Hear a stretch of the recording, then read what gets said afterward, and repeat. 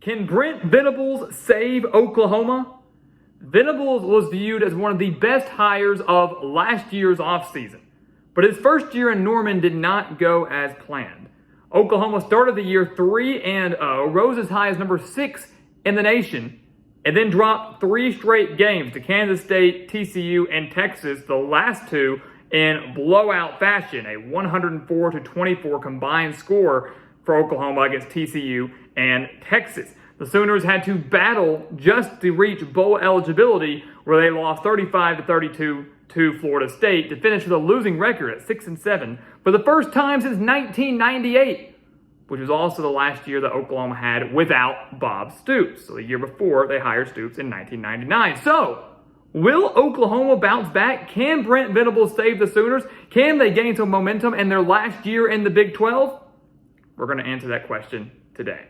So welcome back to the Gridiron Expert, guys. We're so glad that you could join us today. As always, please continue to like, comment, subscribe, share our videos, and check out everything down in the description below, because here at the Gridiron Expert, guys, college football never dies. The season never ends here at our channel. So check us out here on YouTube. Go to our website, thegridironexpert.com, the link down in the description below. Become a part of our GE Nation, what we're building here at our channel. We want you to become a part of it. We want you to become a part of this discussion because it will not end.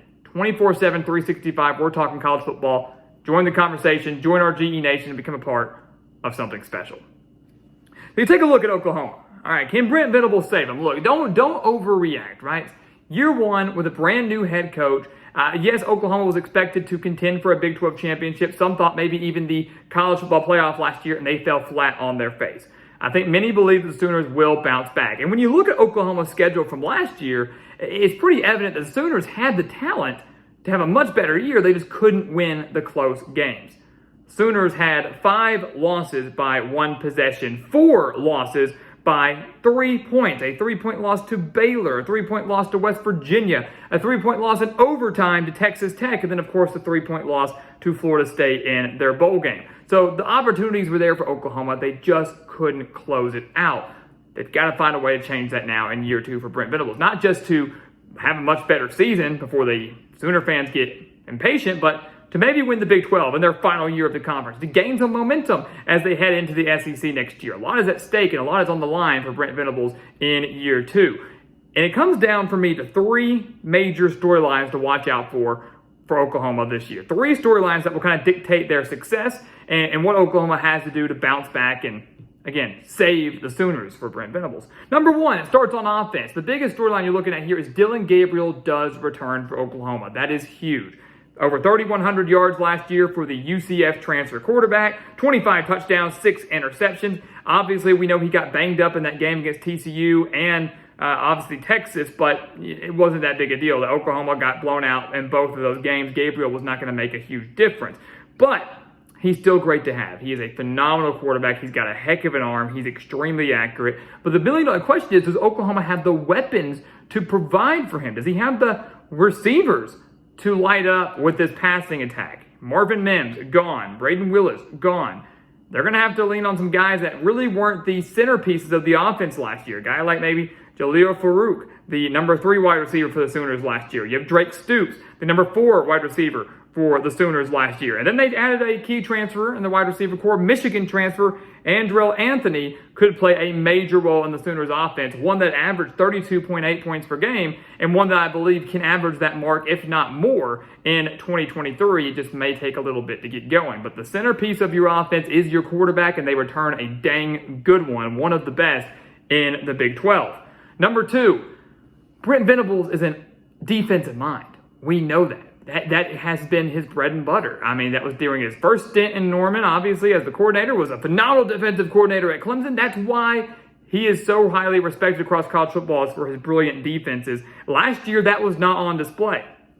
Oklahoma allowed 30 points per game for just the second time since 2009.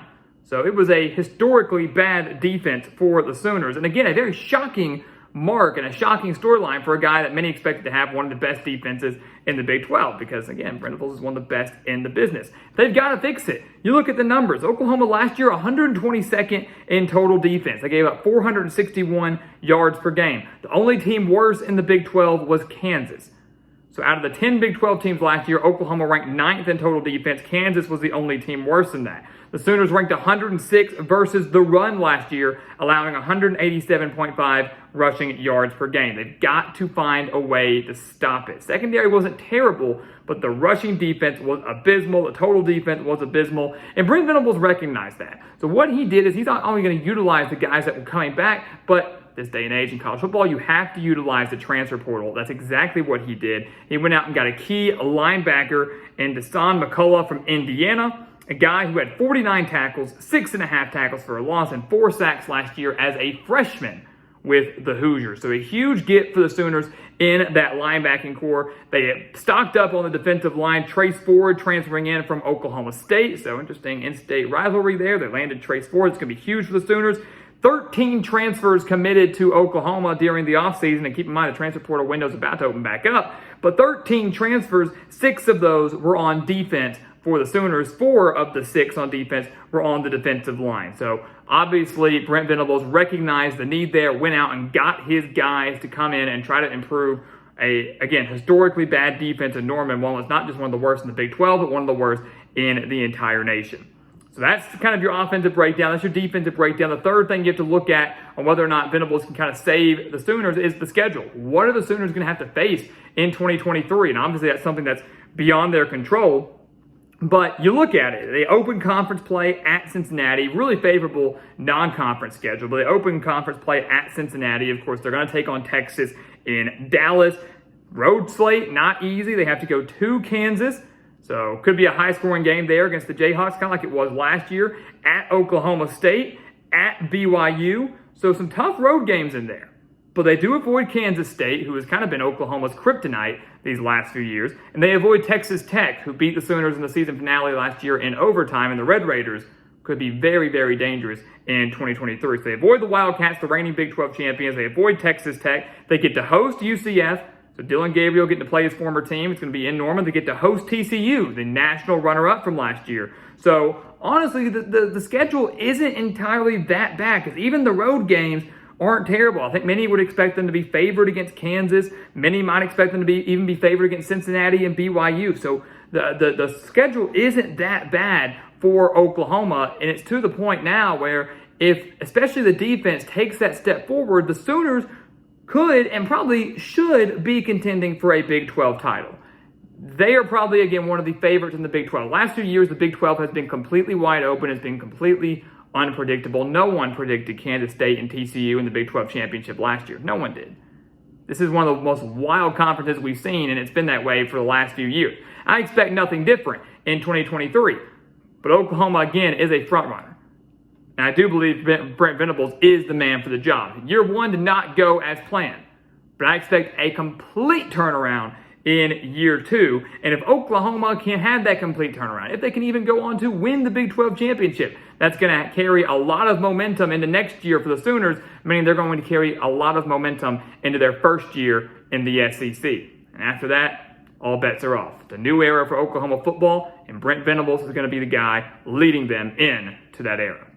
So guys, as always, thank you so much for watching us here at the Gridiron Expert on YouTube. Make sure to continue, again, to like, comment, subscribe, share our videos, and check out everything down in the description below, including our website, thegridironexpert.com. A lot of exclusive offers and content over there that you do not want to miss. So go check it out. Become a part of our GE Nation and talk college football with us 24/7, 365. No better place to do it. And once again, guys, as always, thank you so much for watching, and we'll see you next time right here on the Gridiron Expert. Yeah.